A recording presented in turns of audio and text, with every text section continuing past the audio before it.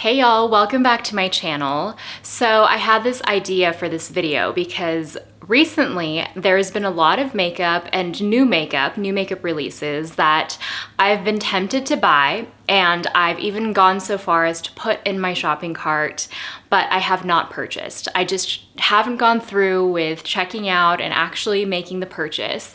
And this has happened to me enough times that the last time it happened, I realized, oh, there's like a pattern happening here. There's something going on where that itch to purchase new makeup and new releases, things that have piqued my curiosity, it's back, and it's back in a notable enough way that it's something that I think I have to contend with as a consumer and as a content creator. So the concept of this video is makeup that I really wanted to purchase, that I came very close to purchasing, but I didn't. And I'm glad I didn't, because it forced me to think about what I would use in my collection instead that may not be as shiny or as exciting, but maybe fills a similar void.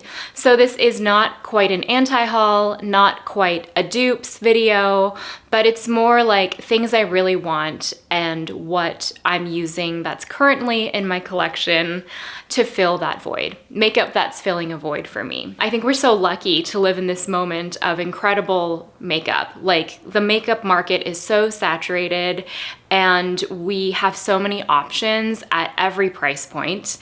But that being said, that saturation means we have a lot of products that do a similar thing. Because of that, I think what we feel when we feel excited about a new release is not only curiosity about the thing itself, like the novelty of the product, the texture, the color, the shade, the brand, all of that, the thing, but also excitement to feel desire, like to feel moved enough by a product or a marketing campaign or images or swatches. Like, we feel excited to feel excited.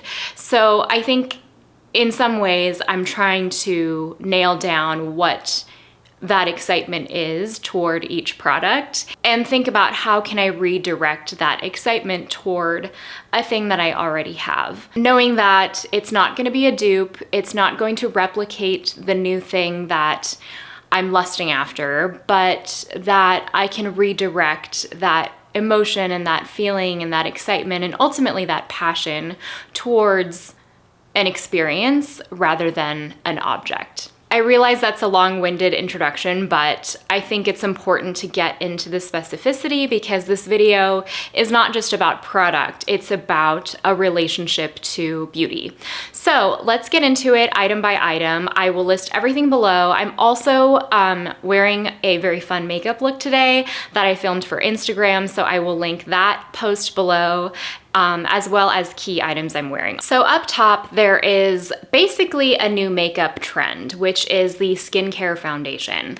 There's the new Chanel foundation from their No. 1 Day Chanel line that they just launched in Ulta Beauty. It's kind of their clean line. It's their line that is targeting a younger audience for sure. And I've been very curious to try that foundation. I've heard good things. Then there is the Charlotte Tilbury Beautiful Skin Foundation, which I've also heard rave reviews about. People are loving this foundation. It is another skin-like, skincare kind of foundation. And then there's the latest launch from NARS, which is their light reflecting foundation, also described as a skincare makeup hybrid. So what these three foundations have in common is that they're all skincare makeup hybrids. They all launched in, I think, January of this year. And so they're meant to be very lightweight, kind of fluid foundations with a light to medium coverage, with a very skin-like finish. I don't think any of them claim to be super dewy or obviously not super matte. They just kind of have a slightly luminous skin-like finish. All of those attributes are basically exactly what I love in a foundation for day to day. I want something that's going to look like skin, that's going to slightly even out the complexion, but not be a coverage-centric foundation. I just want something that feels comfortable, that's easy to apply. There have been several times where I've added these to cart. I've definitely almost bought the Chanel one. I think, the day it launched, and I didn't because it's $70.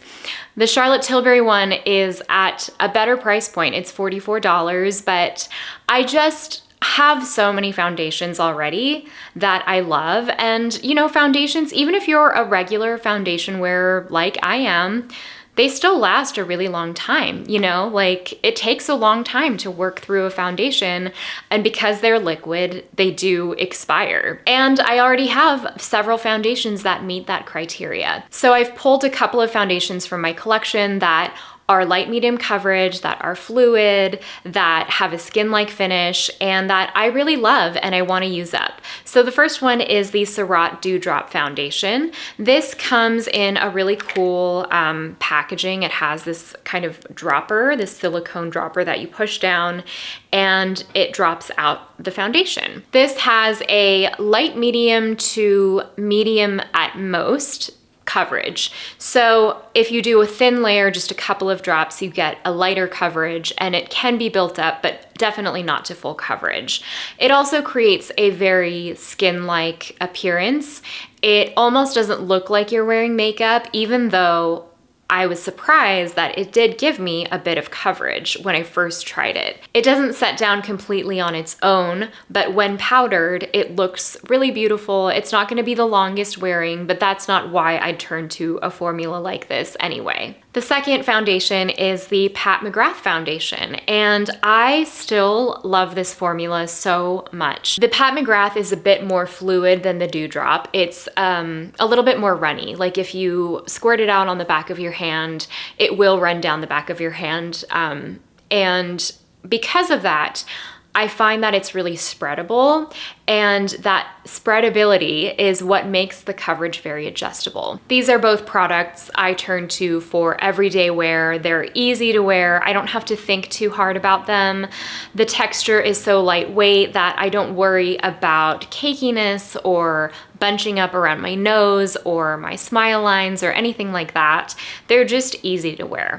And essentially, that's what I want from a skincare makeup hybrid foundation. And even though those two foundations are not marketed as skincare, I personally put on all my skincare before I wear foundation anyway. And honestly, you shouldn't turn to makeup for your skincare anyway, in my opinion. So those are the two foundations that are filling the foundation void in my life. Next is the No. 1 de Chanel Lip and Cheek Balms. If you can't tell, this collection, the No. 1 de Chanel collection, really had a grip on me. And I almost spent like $300 the day that this line launched. I think they really tapped into the kind of minimal but luxurious inclination that we're seeing so much in beauty these days, that I am craving in my own life, of having fewer, nicer things, but things that really feel special and curated. And because this launch was a very streamlined and sleek collection, I think it just reflected back to me something that feels aspirational in my life. But buying more things does not actually align with that aspiration. I really had my eye on the shade No. 3 Vital Beige. I think this is a shade that Chanel does across a few different formulas, and it's that perfect brownie rose, that kind of warm, rusty undertone rose that I love, and that is my go-to everyday shade. And you know, when you see a new release and you see the shade that you think would be the one you pick up, and suddenly it feels like it's speaking to you, and it's like, oh, that's your shade. Like, that's the one that is made for you. This had that draw on me, but I am glad I didn't get it, because from what I hear, the balm stays very balmy. It's not the kind of formula that dries down or that sets down at all. It kind of stays a little bit tacky on the skin. And for me, I was most excited to use this as a blush, and I actually hate when my hair sticks to my cream blush. It's just such an icky feeling, and because I do have long hair, it's just so unpleasant throughout the day to have a tacky cheek. I love it for an editorial look or if I'm just shooting photos or something, but if I'm out and about in my real life, I don't want hair stuck to my face. I've also heard critiques that maybe it doesn't work as well as a lip product, or for some people they like it as a lip product but not a cheek product, or vice versa. I was curious about what I have in my collection already that I would use on both lips and cheeks that comes in a sort of potted format, because I think that's part of the appeal, is having just a little pot, a sexy little thing that you can carry around that's easy to dab onto cheeks and lips. And the closest thing that I could think of was the Rose Ink lip and cheek color. Now I have it in the shade Azalea, which is quite a cool toned pink for me. It's almost like a raspberry pink. It's a great winter cheek color. The formula is not the same. This is not what I would describe as a balm. It's much more pigmented. It kind of sets down on the cheek to a more skin-like finish. It's not going to be balmy. It won't slide around, but it's even better suited for me because of that. And I have used this on my lips. It's not my go-to, but if I were traveling or something, or let's say I were out for a really long day and I wanted something that I could maybe transition from day into evening, I would totally throw this in my purse, and it would be an easy way to add some color on the go. Then I was thinking about what is the dewiest cheek product that I do have and I do like, that I can tolerate. Not only tolerate, but actually enjoy, because the color and the formula are so nice. And of course I thought of the Merit Flush Balms. Now these are not potted. These come in like a domed hard stick almost. When you apply them, they're quite sheer and dewy and juicy. But because the formula is so thin, you're able to get a really even sheer layer across the cheek that doesn't feel like you have a clump of balm or like a thick layer of like glossy balm on the cheeks. And so even though they're on the dewier end of cream cheek products, they're something that I really, really like. And I especially think the shade Terracotta, it's more of like a burnt peach than a rose, but mixed with the shade Beverly Hills, which is more pinky. Together I can get a similar kind of shade as the Chanel Vital Beige. There's one last Chanel item, and it's not from the No. 1 Day Chanel collection. It's from their regular collection, but it is limited edition. It's from their Spring Summer 2022 collection, and it is their Blush Lumiere in the shade Brune Russie. There's still a part of me that really wants this blush. I think about it, it's been on my mind. I've looked through my collection and I actually don't have anything that is exactly like this. It is a beautiful burnt brown rose shade, but it has this red undertone to it that is very like warm. It's like a baked chocolatey terracotta. And it is an illuminating blush powder. So it's not a flat matte. There is some mica through it. It seems like it has a bit of like a golden sheen. And this is exactly the kind of look that I love for summer, especially for my skin tone. I love that kind of burnt, rusty, bronzy, golden sheen on the skin. And to me, this seems like 3 products in one. Like, it seems like the kind of thing that you could very easily sweep around your whole face, around your cheeks, cheekbones, highlighter. It really is like a bronzer, a blush, and a highlighter sort of all in one. And of course it comes in the very sleek Chanel packaging. Now, I don't have a product that is exactly like this. I don't have a product that's this shade. I don't have a powder blush in this kind of formula or shade actually, but I do have a newer item in my collection that is filling a void. And so I feel like this is a good example of filling the void, because it's not about a dupe. It's not about the exact item. It's actually about what that item or what the thing evokes. So the thing I'm talking about is the Patrick Ta, what are these called? The Double Take Creme and Powder Blush in the shade She's So LA. So this is not a new product, but I mean, I'm sure you are all familiar. This is the cream blush and the powder blush, and it comes in a duo. And this is very much like another brownie rose color family blush. It isn't the same shade. This is much more on the brown side, I would say. Like it's more on the mocha kind of milk chocolatey rose side, whereas the Chanel blush is much more of a burnt red undertone. So they're not exactly comparable. But when I wear this blush, especially when I wear these two layered together, I do get the feeling that I feel and that I'm looking for in a blush like the Chanel one, where I want to feel like I've been on a summer vacation, like I've been on the beach, and I want that kind of natural bronzy, rusty blush sort of shade. And this formula doesn't have mica in it. It doesn't have the illuminating quality, but because it is a cream and powder, texturally, when you layer them together, it does give you a bit of a sheen, not a shine, but kind of a sheen. I do have another product that's closer in color to the Chanel, but it's not a powder, and it's the Lila B Be Lovely Divine Duo Lip and Cheek, and it's this really cute pebble. It's a cream blush that comes in this format, and obviously this color, I think you can see, is much closer to the Chanel vibe. That's what it looks like there. It has much more of that red undertone. So these are the two blushes that are filling the void for me of that Chanel Brune Russie blush. They're obviously not the same, and in a way, I feel glad that I did take a look at my collection and think about if there's something similar, because if I do get that Chanel blush and I indulge in it, it's a $70 blush. I know that's like ridiculous.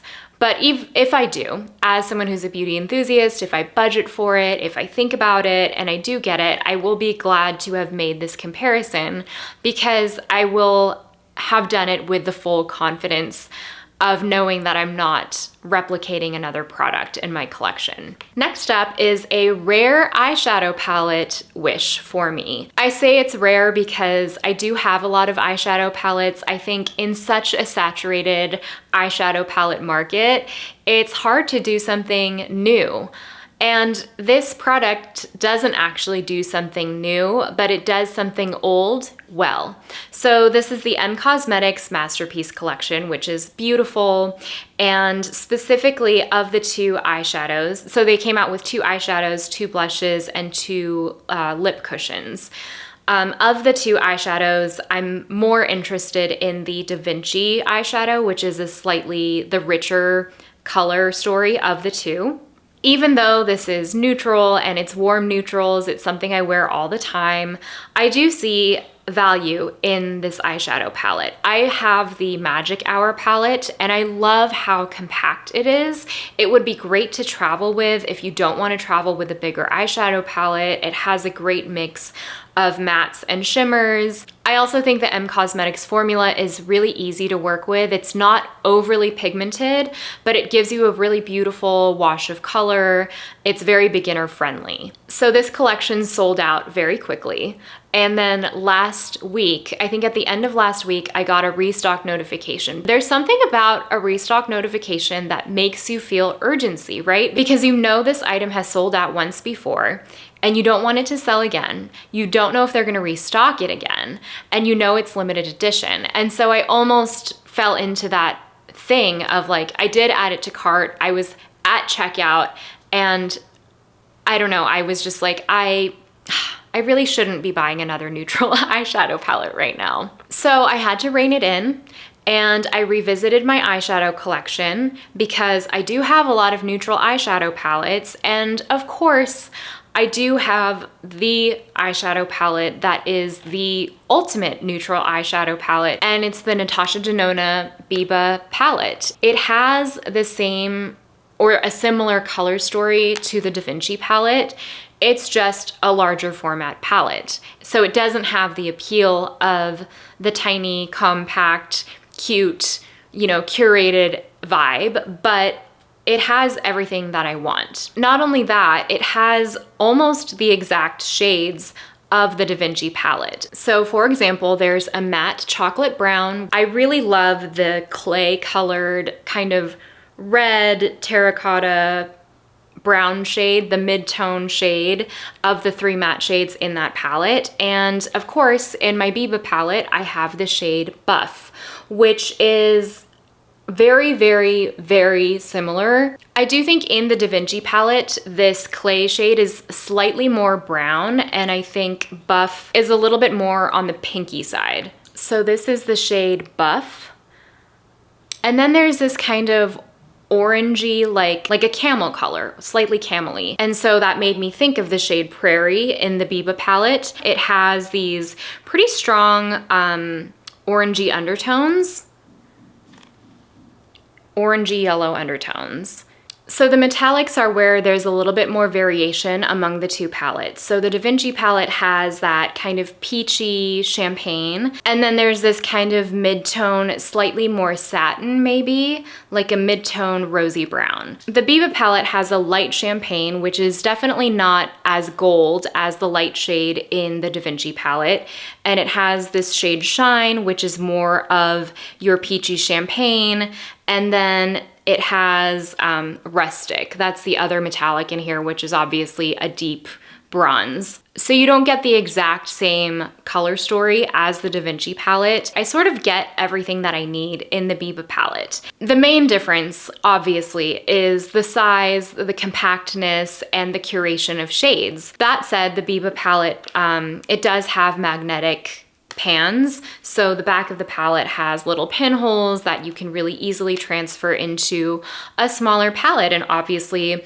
when you factor in all of the other shades, there's an infinite number of possibilities. So even though I know the M Cosmetics palette would be stunning, I know it is stunning and it would perform beautifully, I would probably get a lot of use out of it. It's just not something that I need to spend money on right now. Next up is the Tom Ford Eye Color Quad Creme formula.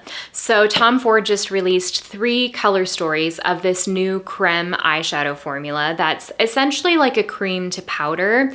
And there are 3 color stories, all of which are beautiful. They're just variations on nudes, essentially. There's a warmer palette, there's a neutral palette, a slightly cooler, rosier palette. And I'm a lover of Tom Ford eyeshadows. I should preface this by saying Honeymoon is my favorite. That wet dry formula is stunning. And I'm a lover of cream eyeshadows. So of course, when these came out, I was like, I have to try these. I do think this is a unique sounding product, and it's a unique sounding formula in general. So it's described as a long-lasting powder cream hybrid formula. So it is supposed to essentially kind of melt onto the skin. So it feels creamy in the pan. It like melts onto the skin and glides over the skin, and then it sets down for a long wear finish. There is a variation of formulas among these 4 quads. Most of them are that satin finish. There is one quad called Tiger Eye that has, I think, metallic or shimmery shades. But I am very interested in the satiny sheen of the slightly more subdued formula. And even though I'm a lover of cream eyeshadows, I actually don't really have any that are of that finish. So I started thinking about eyeshadow palettes. What eyeshadow formulas are there that are a creamy satin finish? And my mind immediately went to Natasha Denona, specifically the creamy matte formula in the Natasha Denona line. I think the best iteration of this formula that I've seen has been in her Zendo palette, and I thought of this shade called Mindful. So that's a swatch of it on my finger. And it has that creamy quality where there's really no powder. It even like diffuses on the edges, sort of the way that a cream would, rather than a powder eyeshadow. This has a lot of benefits. It creates a really smooth looking blend. It's very skin-like. It doesn't look like powder on the skin. It looks more like the texture of skin itself. Going back to Biba, I think this shade Rayon, this one right here, is also a creamy matte, and it has that wet to touch quality to it. And let me swatch it here. So yeah, like even these two shades together would look really beautiful, like as an eyeshadow duo. You can see it has this slight sheen that's not shiny, it's not mica, it's not sparkle, it just has the kind of sheeny skin-like quality. This shade Tone is also a creamy matte. So that is Tone, that's Rayon, and that is the shade from the Zendo palette. So I think you can see these are a really special formula. I'm still curious about the Tom Ford formula. As a consumer and as a content creator, there's still part of me that's like, ooh, but I want to review it. But for now, it's reminded me that there is such interesting texture out there that's not just shimmer or metallic and matte. There are all these ways that you can play with texture, and so it's encouraged me to kind of get into my other palettes and swatch and play with them on the eyes. Then I have one more Tom Ford product that is not as new, but they've just been on my mind. They are the Shade and Illuminate blush duos. These were released late last year, I think maybe in the fall, because I almost picked up one during the Sephora sale in November and I didn't because they're like $90. Granted, you are getting two shades of blush, so you're essentially getting two products, but you're still buying a blush for $90. Don't get me wrong, I'm a luxury makeup lover. I have spent a lot of money on beauty in my life, but something about that price point was like a new high that I just couldn't do it. Overall, this release seemed to skew really warm. There were a lot of like peachy sort of shades, and that's what I love. It really appealed to me. It occurred to me that what is exciting about this is that not only the color stories, the brand name, the packaging, all of that, but also that they are blush duos in this kind of split pan style.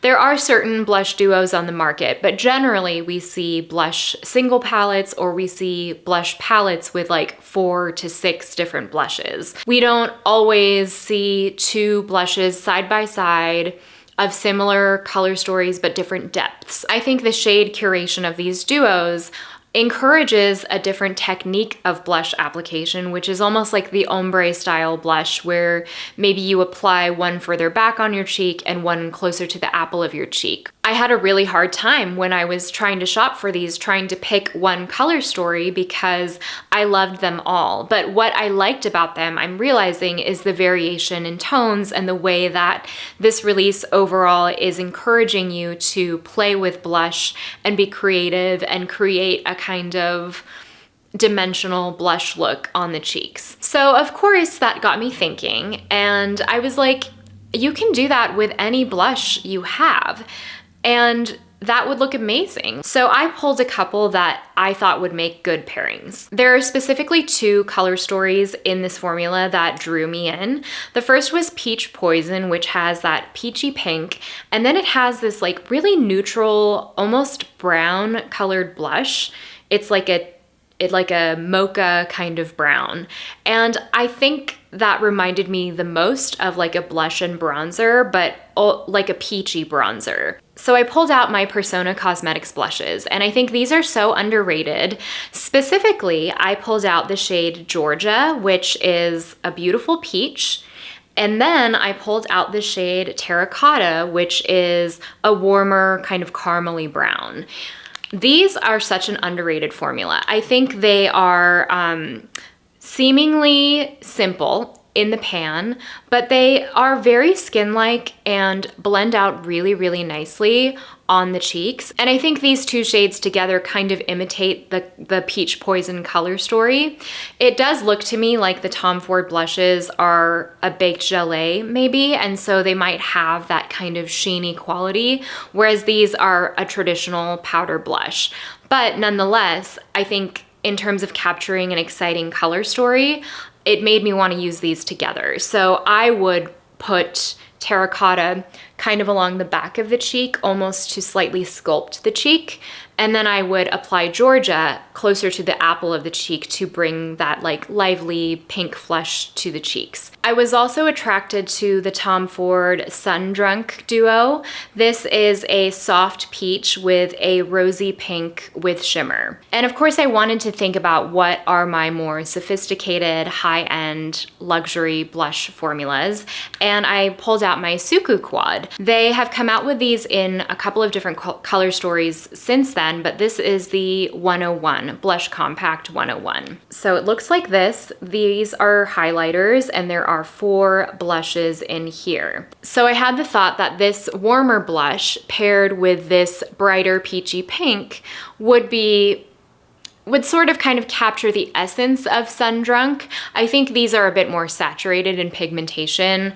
They're a bit deeper than the Sun Drunk shades, but it reminded me that I can pair any blush together that I want. So I think you can see here, like any of these blushes blended into each other would be stunning. Like these two together would be really interesting. These are the two that I first mentioned, or the outside two paired together would also be really beautiful. It sort of reinvigorated my appreciation for blush palettes and made me want to use the ones that I already have in a new way, which is by mixing and matching and creating new and sort of unexpected color combinations. You could obviously also do this with cream blush, but you don't get cream blushes in a palette very often, so it would take a little bit more curation of shades, I think.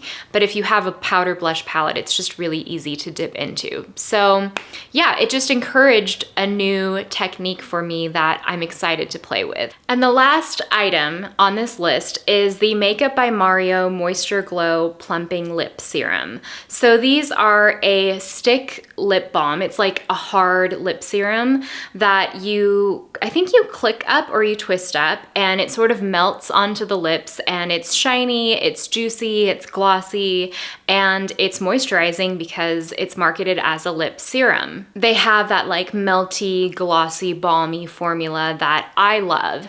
And you know, I think this is an example of something that came out and it excited me because it was an iteration of a thing I already love, which is that formula, that glossy, balmy, hydrating formula with like a tint of color. I think the marketing for these was also very good. The swatches were really beautiful and tempting and just kind of like lured me in.